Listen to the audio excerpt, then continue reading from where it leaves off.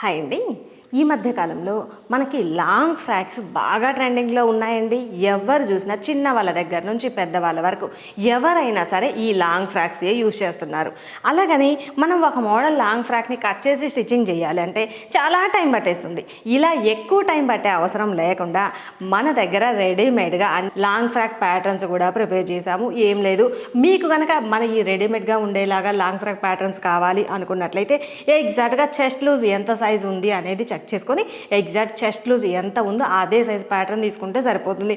దీంట్లో వచ్చేసి మనకి బాడీ పార్ట్, హ్యాండ్స్, అలానే ఫ్రాక్ వచ్చేసి అంబ్రిల్లా మోడల్ వచ్చేలాగా వస్తుంది.